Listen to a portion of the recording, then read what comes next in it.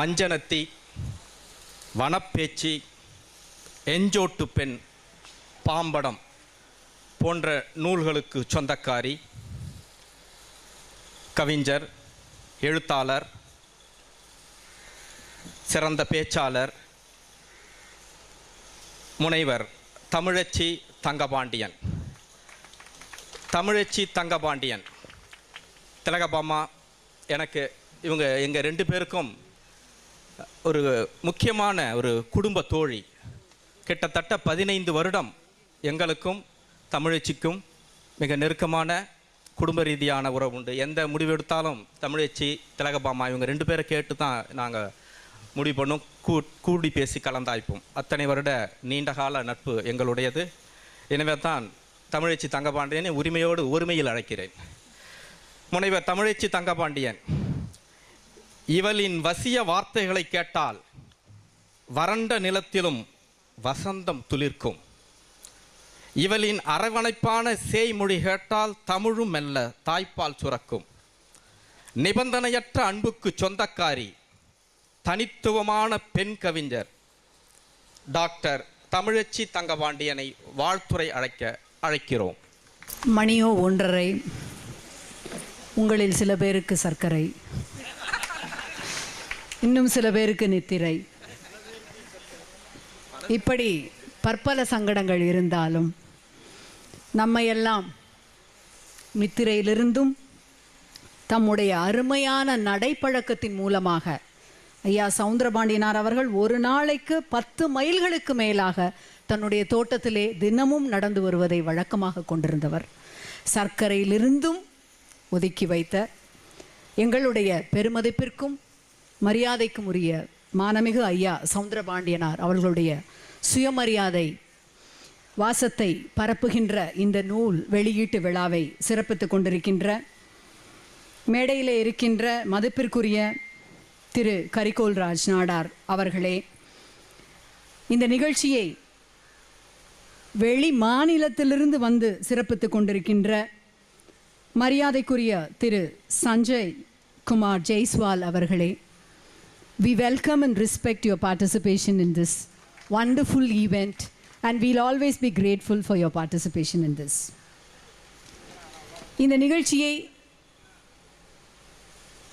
தன்னுடைய அறிமுக உரையின் மூலமாக ஒரு நோக்கத்திற்கு கொண்டு செலுத்திய நான் மிக மதிக்கின்ற காவ்யா பதிப்பகத்தினுடைய பதிப்பாளர் பேராசிரியர் திரு காவ்யா சண்முகசுந்தரம் அவர்களே, இந்த நிகழ்ச்சியில் இந்த புத்தகத்தை வெளியிட்டு மிக காத்திரமானதொரு உரையை நல்கிய மதிப்பிற்குரிய ஞான ராஜசேகரன் அவர்களே, எனக்கு முன்பாக எங்களுடைய இந்த பங்களிப்பு குறித்து, இந்த நிகழ்ச்சியிலே பங்கேற்கின்ற அந்த ஒற்றுமை குறித்து மிக அழகாக தெளிவாக நான் பேசுவதற்கு உரிய திராவிட தடத்தை தன்னுடைய அற்புதமான பேச்சாற்றலால் விதைத்து சென்றிருக்கின்ற பிரியத்திற்குரிய தோழி அருள்மொழி அவர்களே, வரவேற்புரை நல்கிய மதிப்பிற்குரிய திரு தங்கம் செல்வராஜ் அவர்களே, நிகழ்ச்சியை மிக சுவாரஸ்யமாக தொகுத்து வழங்கி கொண்டிருக்கின்ற, அவன் உங்களிடத்திலே பேசும்பொழுது பகிர்ந்து கொண்டதைப் போல என்னுடைய குடும்ப நண்பன், மதிப்பிற்குரிய நேசத்திற்குரிய தோழன், பத்திரிகையாளன் அமிர்தம் சூர்யா அவர்களே, மேடையிலே இன்னும் சவுந்தரபாண்டியனார் விருது வழங்கி சிறப்பிப்பதற்காக நம்மிடையே அமர்ந்திருக்கின்ற மெர்கன்டைல் வங்கியினுடைய இயக்குனர் திரு பெரீஸ் மகேந்திரவேல் அவர்களே, ஐயாவனுடைய பேரன் இங்கே அமர்ந்திருந்தார், பெயர் பாண்டியநாதன், அவருடைய துணைவியார் பெயர் எனக்கு நினைவிருக்கிறது. மற்றும் மேடையிலே அமர்ந்திருக்கின்ற, நான் பெயர் சொல்ல மறந்திருக்கின்ற முக்கியமான இந்த சமுதாயத்தை சார்ந்த மற்றும் இந்த நிகழ்ச்சியிலே ஜூனியர் விடன் சார்பாக கலந்து பேசிய மதிப்பிற்குரிய தமிழ்மகன் அவர்களே, நிகழ்ச்சியினுடைய சைனோஷர் ஆஃப் ஐஸ் என்று சொல்லக்கூடிய அளவிற்கு இத்தகையதொரு மிக முக்கியமானதொரு படைப்பை நல்கி all roads lead to Rome என்று சொல்வதைப் போல இன்றைக்கு all roads lead to Pattiveeranpatti என்பதை செயலாக்கி இருக்கின்ற என்னுடைய மிகுந்த பிரியத்திற்குரிய திலகபாமா அவர்களே, ஐயா சவுந்தரபாண்டியனார் அவருடைய குடும்பத்தை சார்ந்த என்னோடு மிக அன்பாக உரையாடி கொண்டிருந்த பிரியத்திற்குரிய பெண்மணிகளே, பத்திரிகையாளர் நண்பர்களே, என்னுடைய கவித்தோழர்கள் இளங்கோ, யவனிகா, அரங்கக்கலைஞர் முருகபூபதி, சக்தி ஜோதி, அருணாச்சலம் உள்ளிட்ட இந்த அரங்கத்திற்கு என்னுடைய வணக்கம். இந்த நிகழ்ச்சிக்கு நான் வந்து பேசுவேன் என்று திலகபாமா அவர்களிடம் நானே என்னை வலிய சென்று அழைக்குமாறு ஒரு அழைப்பிதழ் விடுத்தேன். 3 காரணங்கள் அதற்கு உண்டு. எனக்கு முன்பாக பேசிய தோழி அருள்மொழி அவர்கள் நான் சார்ந்திருக்கின்ற இயக்கம் காரணமாகவும் இங்கே வந்திருக்கின்ற ஒரு புள்ளியை தொட்டு காட்டினார். பேரறிஞர் அண்ணா அவர்களோடு தொடர்ந்து அரசியல் ரீதியாக, கருத்து ரீதியாக பல்வேறு வித காலகட்டங்களிலே தோள் கொடுத்து நின்றவர் நம்முடைய ஐயா சவுந்தரபாண்டியனார் அவர்கள். அவர்களுடைய பிறந்த நாள் இன்று, பேரறிஞருடைய பிறந்த நாள் இன்று. பேரறிஞர் சவுந்தரபாண்டியனார் அவர்கள் மறைந்த பொழுது திராவிட நாடு இதழை துக்க ஏடாக அறிவிக்கின்றார். மிக அழகாக அதில் எழுதுகின்றார். சுமார் 30 ஆண்டு காலமாக அந்த மாவீரன் பகைவர்களுக்கு எதிர்த்து நிற்கின்ற பகைவர்களுக்கு புயலாக, நண்பர்களுக்கு தென்றலாக, உழைப்பவர்களுக்கு உறுதுணையாக தொடர்ந்து பணியாற்றி வந்த அந்த மாவீரன் சுயமரியாதை கருத்துக்களை சென்று பரப்பாத இடமே தமிழகத்திலே கிடையாது. அவருடைய சொல் திறம் கேட்டு மட்டுமல்ல, செயல்திறன் கண்டும் கூட எண்ணற்ற தமிழகத்து இளைஞர்கள் அவரை எங்களுடைய தங்க தலைவர் என்று மகிழ்வோடு கொண்டாடினர். பாண்டிய மண்டலத்திலே பெரும்பகுதியிலும், பிற மண்டலங்களிலே சொல்லத்தக்க அளவிற்கு பெரும்பகுதியிலும் பரணி பாடி தரணி ஆண்ட தமிழ் இனத்தின் தாழ்ந்த நிலையை சுட்டிக்காட்டி தன்மானத்தை மீட்டெடுத்தவர் மதிப்பிற்குரிய ஐயா சவுந்தரபாண்டியனார். அவர் ஒரு ஊருக்கு சுயமரியாதை கருத்தை பரப்புவதற்காக செல்கிறார் என்றால் அங்கு அந்த இயக்கம் முறுக்கு பெற்றது என்ற அர்த்தம் என்று மிக பெருமையோடு பதிவு செய்திருக்கின்றார் பேரறிஞர் அண்ணா அவர்கள். அது மட்டுமல்ல, அவருடைய வழியை ஒட்டி முத்தமிழறிஞர் கலைஞர் அவர்களும் ஒரு கருத்தை பதிவு செய்திருக்கின்றார். உங்களுக்கு தெரிந்திருக்கலாம், ஆனால் என் போன்ற தலைமுறையினர் அறிந்தது எல்லாம் வாலிப பெரியார் என்றால் ஏவிபி ஆசைத்தம்பி அவர்களைத்தான். எங்கள் மண் தந்த மிக துடிப்புமிக்க சுயமரியாதைக்காரர் என்று நான் கொண்டாடுகின்ற அவருக்கு ஆதர்சமானவர் ஐயா சவுந்தரபாண்டியனார் அவர்கள். அந்த வாலிப பெரியாரை குறித்து பேசுகின்ற பொழுது முத்தமிழறிஞர் கலைஞர் மிக அருமையாக ஐயா சவுந்தரபாண்டியனாரை பற்றி ஒரு பதிவை சொல்லி இருக்கின்றார். தமிழகத்து இளைஞர்கள் எல்லாம் இவருடைய பேச்சை கேட்டு வீறு பெற்றவர்கள் என்றாலும் ஐயா சவுந்தரபாண்டியனார் அவருடைய பேச்சை கேட்டு மெய் செலுத்தவர்களில் நான் மிக மிக முதன்மையானவன். அவரை ஆதர்சமாக கொண்ட தம்பி ஏவிபி ஆசைத்தம்பி அவர்கள் தன்னுடைய மகனாருக்கு சவுந்தரபாண்டியன் என்று பெயர் சூட்டி மகிழ்ந்தார் என்ற அந்த செய்தியை நான் கலைஞர் எழுதிய ஒரு குறிப்பிலே படித்த பொழுது, நாங்கள் ஆதர்சமாக கொண்ட எங்களுடைய அந்த மிகப்பெரிய போராளி ஆசைத்தம்பி ஐயா அவர்களுக்கு உந்து சக்தியாக, தொடக்க புள்ளியாக இருந்தவர் ஐயா சவுந்தரபாண்டியனார் என்று நான் அறிந்து கொண்டேன். அந்த இயக்கத்தின் சார்பாக என்னை அழைத்திருப்பது பெருமைதான். ஆனால் நான் துவக்கத்திலே சொன்னது போல, நான் வருவதற்கு அது தாண்டியும் பிரத்யேகமான தனிப்பட்ட காரணங்கள் உண்டு. தோழி அருள்மொழி சுட்டி காட்டினார், பிறந்த வீட்டு பெருமையை பெண்கள் எப்பொழுதும் மறக்க மாட்டார்கள் என்று. சொல்ல போனால் எனக்கு பிறந்த வீடு விருதுபட்டி தான். இன்றைய விருதுநகர் என்று அழைக்கப்படுகின்ற விருதுபட்டியிலே என்னுடைய இளமை பருவம் கழிந்தது. எனக்கான அத்தனை உரத்தையும் வியர்வையையும் வெட்கையையும் அந்த மனத்தையும் தந்தது விருதுநகர் மண்தான். அந்த மாவட்டத்தில் பிறந்தவள் என்பதிலே எனக்கு மிக பெருமை உண்டு. உங்களுக்கு நன்றாக தெரியும், பட்டி வீரன் பட்டிக்கான பிறந்த இடம் விருதுபட்டி என்று. நாங்கள் அப்பொழுதெல்லாம் படிக்கின்ற காலத்திலே பட்டி என்றால் அது விருதுநகர், பட்டி ஸ்கொயர்ட் என்றால் அது பட்டி வீரன் பட்டி என்று சொல்லுவோம். ஆக என்னுடைய இளமை பருவத்திலே எங்களுக்கு என்று சுயமரியாதை இயக்கத்திற்கான வித்தை நாங்கள் ஐயா சவுந்தரபாண்டியனார் மூலமே அறிந்தோம். உங்களுடைய மகமை தங்களுடைய பிடி அரிசி தந்து உருவாக்கப்பட்ட பள்ளியிலே படித்தவள் நான்.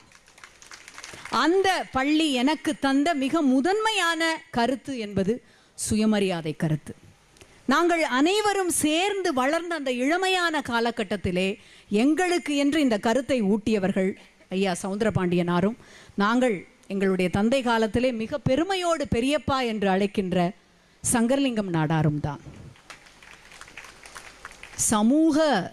சமுதாய நல்லிணக்கத்திற்கு எடுத்துக்காட்டாக என்னுடைய தந்தை அடிக்கடி சொல்லுவார், சங்கரலிங்க நாடார் உனக்கு பெரியப்பான கதையை சொன்னால் எப்படி சமுதாய மக்கள் ஒன்றாக சேர்ந்து பிரியத்தோடு மரியாதையோடு இருக்க முடியும் என்பதை தெரிந்து கொள்ள முடியும் என்று.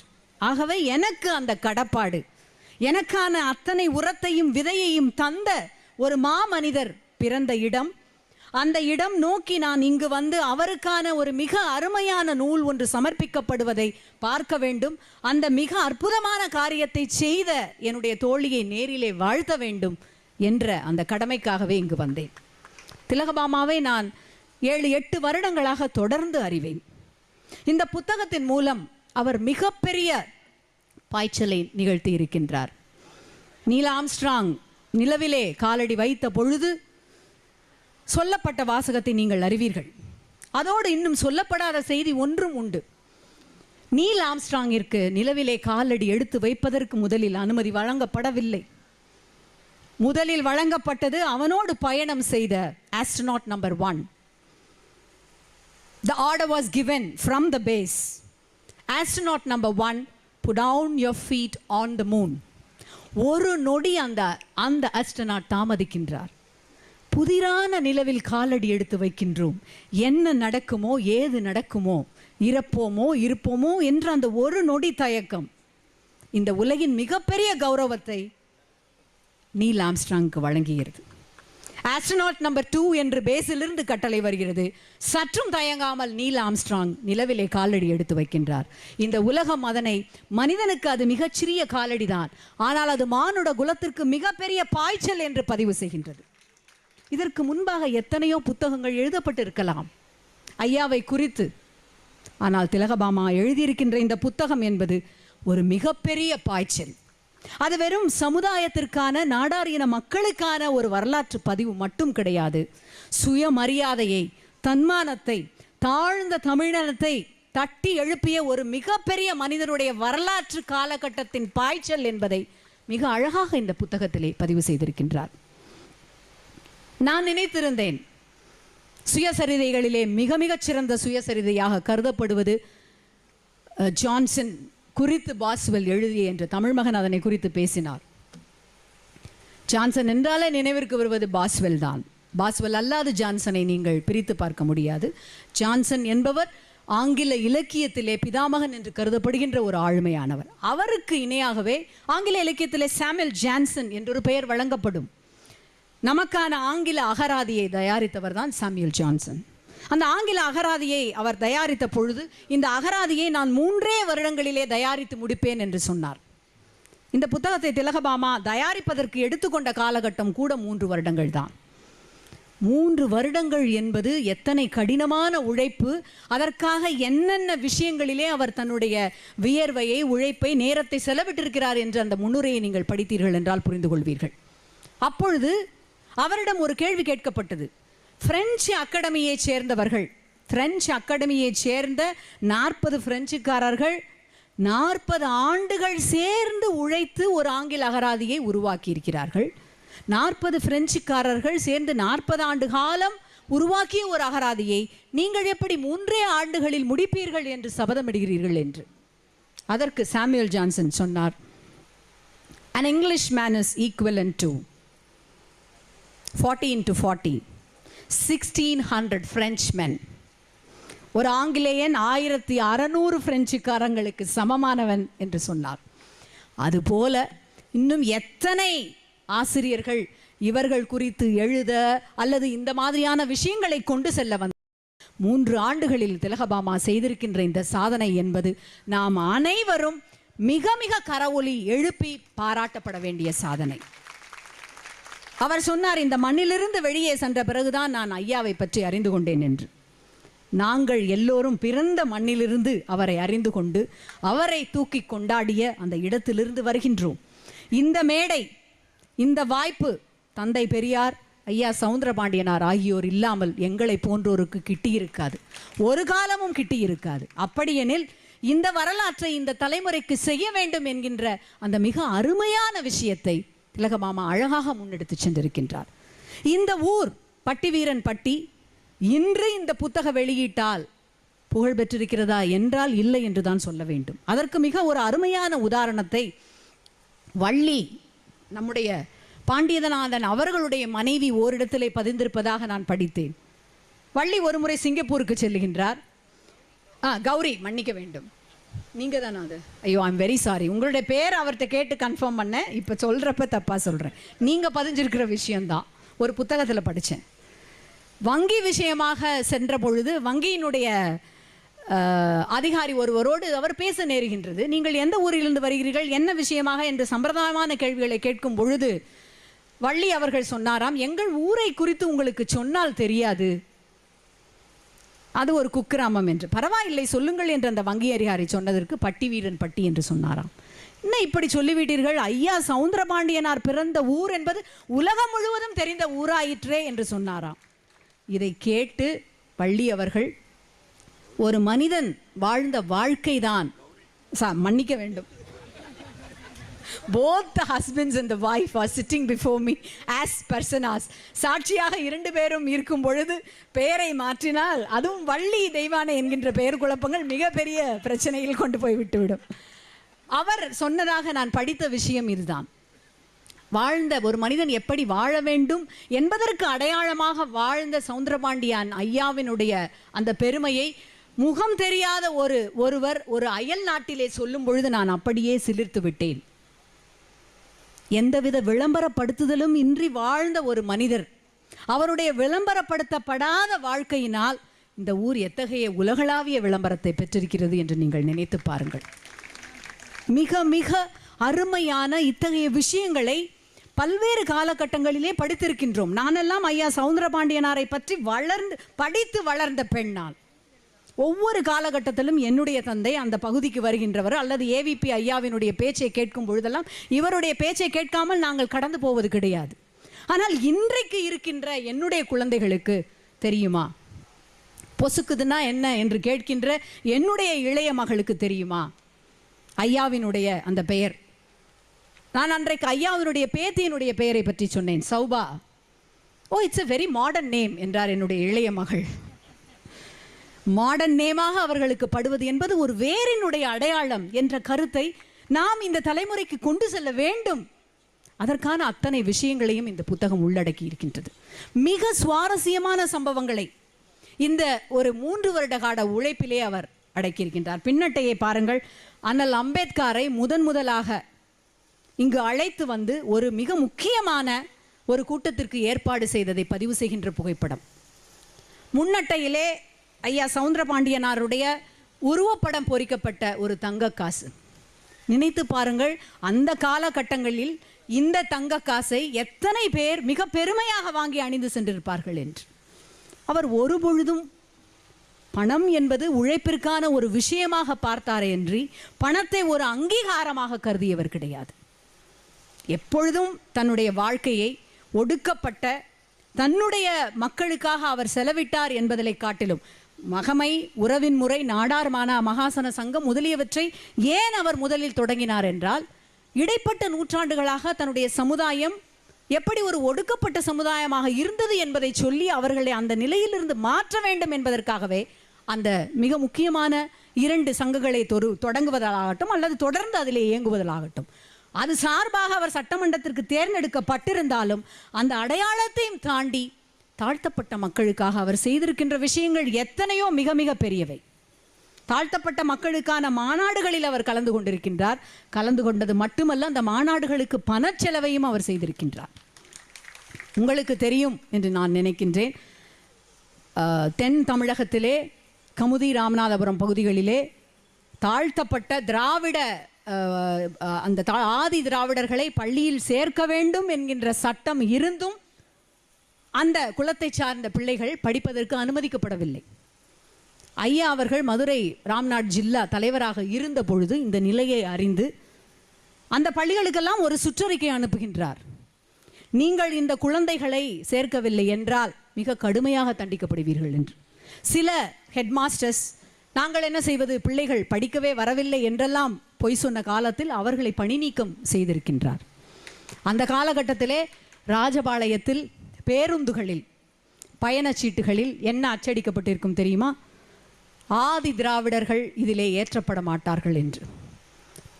பஸ்ஸில் நீங்கள் பயணம் செய்கின்ற பேருந்து டிக்கெட்டுகளில் அச்சடிக்கப்பட்டிருக்கும்.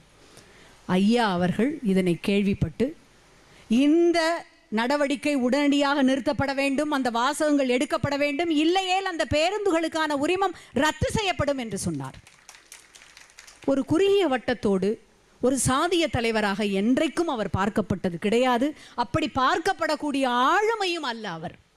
எங்கெங்கெல்லாம் தாழ்த்தப்பட்ட ஒடுக்கப்பட்ட மக்கள் இருக்கிறார்களோ மலையாளத்தில் சென்று அங்கு இருக்கின்ற தாழ்த்தப்பட்ட ஒடுக்கப்பட்ட மக்களுக்கு அவர் குரல் தந்திருக்கின்றார். அத்தனை சான்றுகளும் இதிலே இருக்கின்றன. சுயமரியாதை முதல் மாகாண மாநாடு செங்கல்பட்டிலே நடக்கின்றது. இவரை தலைமை தாங்க தந்தை பெரியார் வழிமொழிகின்றார். முன்மொழிந்தவர் சர் ஏடிபி அம்மா நாயகம் அவர்கள். தலைமையேற்று அந்த மாநாட்டு தீர்மானங்களை ஐயா சவுந்தரபாண்டியனார் நிறைவேற்றி தருகின்றார். மிக முக்கியமான விஷயம் அந்த மாநாட்டிலே நடந்தது. அந்த மாநாட்டிலே தான் ஐயா சவுந்தரபாண்டியனார் நாடார் என்கின்ற தன்னுடைய சாதி அடையாளத்தை முறைப்படி துறந்து சவுந்தரபாண்டியனார் என்று பிரகடனப்படுத்திக் கொள்கின்றார். பின்னர் விருதுநகர் மாகாண மாநாட்டிற்கும் தலைமை தாங்கிறார். ஈரோடு மாநாட்டில் மிக முக்கியமான விஷயத்தை செய்கின்றார். ஈரோடு சுயமரியாதை இயக்க மாநாட்டிலே மிகச்சிறந்த விருதுநகரை சேர்ந்த நாடார் சமுதாயத்தைச் சேர்ந்த சமையல்காரர்களை அழைத்து வந்து மிக சுவையாக சமையல் செய்து விருந்து தயாரிக்கின்றார். மிகப்பெரிய சமூக நீதிக்கான காரணம் அங்கே இருக்கின்றது. நாயக்கர் ஆட்சி காலத்திலே ஒரு சட்டம் இருந்தது. பிற்படுத்தப்பட்ட நாடார் சமுதாய மக்கள் சமைப்பதை சாப்பிடக்கூடாது என்று. அதற்கு எதிராக எங்கள் இன மக்களை சார்ந்த அதி அற்புதமான சமையல்காரர்களை அழைத்து வந்து அவர்களை சுவையான சாப்பாடு தயாரிக்க செய்தது மட்டுமல்ல, அந்த சாப்பாடை பரிமாறியவர்கள் யார் தெரியுமா?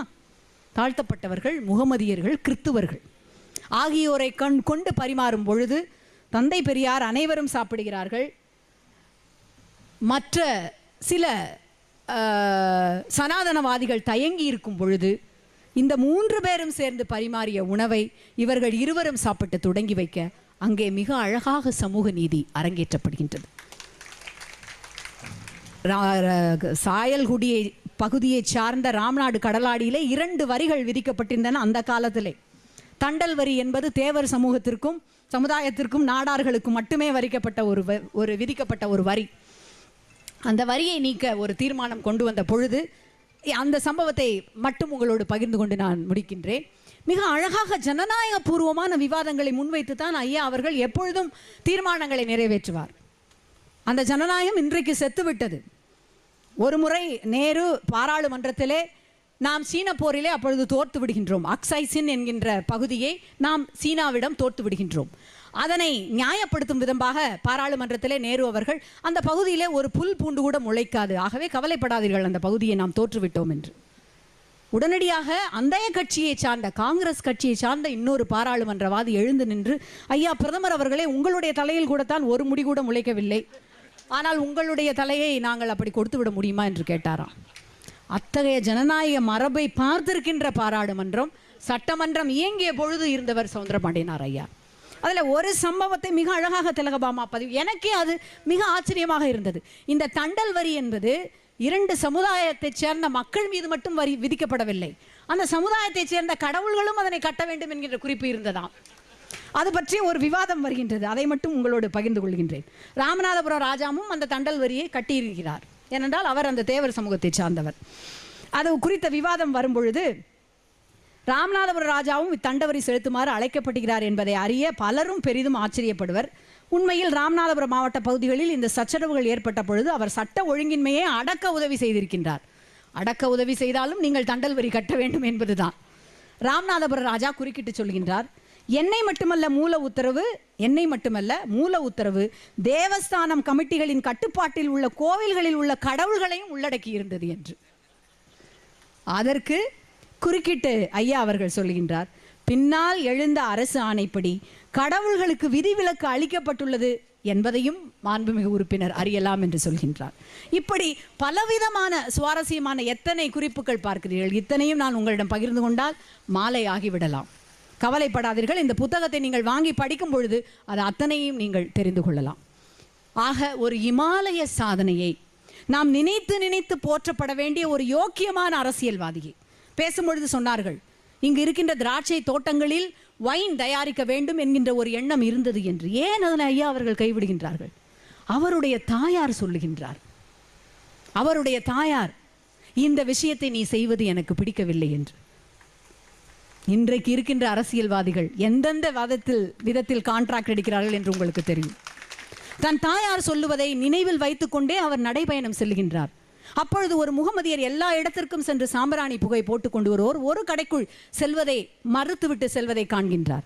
ஏன் அந்த கடைக்குள் மட்டும் அவர் சென்று சாம்பிராணி போடவில்லை என்று கேட்கும் பொழுது, அது சாராயம் விற்று பிழைப்பவருடைய கடை, அது பாவ பணம் என்று அங்கே செல்லவில்லை என்று சொல்கின்றார். என்னுடைய தாய் எவ்வளவு அருமையாக எனக்கு அறிவுறுத்தி இருக்கிறார் என்று அந்த கணமே அந்த முடிவை கைவிடுகின்றார். இப்படி எத்தனையோ அருமையான விஷயங்களை இந்த தலைமுறையினர் பார்த்து தெரிந்து கொள்ள வேண்டிய விஷயங்களை இந்த புத்தகம் தருகின்றது. பாமாவிற்கு ஒரே ஒரு வேண்டுகோள், இந்த புத்தகம் ஆங்கிலத்திலே மொழிபெயர்க்கப்பட வேண்டும் என்று நான் விரும்புகின்றேன். அது ஒன்றுதான் தமிழிலே இது எழுதப்பட்டிருப்பது மிக நன்று. இன்னும் சொல்ல போனால் இந்த புத்தகம் முழுமையான ஒரு புத்தகம். சட்டமன்றத்திலே அவர் ஆற்றிய உரைகள் அத்துணையும் மொழிபெயர்க்கப்பட்டு இந்த புத்தகத்தில் இருக்கின்றது. ஆவண காப்பகங்களில் இருக்கின்ற அத்தனை தகவல்களையும் திரட்டி இருக்கின்றார். வேறெந்த புத்தகத்திற்கும் கிடைக்காத இல்லாத நம்பகத்தன்மை இந்த புத்தகத்திற்கு உண்டு, கிரெடிபிலிட்டி. அத்தனை விஷயங்களையும் டைரி குறிப்புகளிலிருந்து ஆதாரமாக எடுத்து வைத்து சம்பவங்களை தொகுத்திருக்கின்றார். So it is commendably a book with a lot of reliability. நம்பகத்தன்மை உடைய ஒரு சுயசரிதை என்னும் பொழுது அது ஆங்கிலத்திலே மொழிமாற்றம் செய்யப்பட்டு செல்லுமானால் அகில இந்தியா மட்டுமல்ல உலகமெங்கும் இந்த மாபெரும் மனித ஆளுமையை பற்றி அறிந்து கொள்ளும்.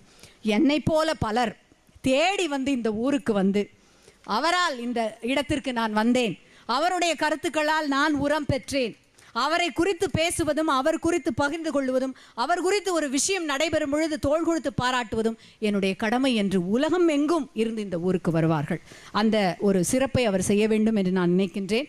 இந்த வாய்ப்பின் வாயிலாக என்னுடைய பிரியத்திற்குரியவர்களையும் என்னுடைய சொந்தங்களையும் சந்திப்பதில் எனக்கு மிகுந்த மகிழ்ச்சி. நன்றி, வணக்கம்.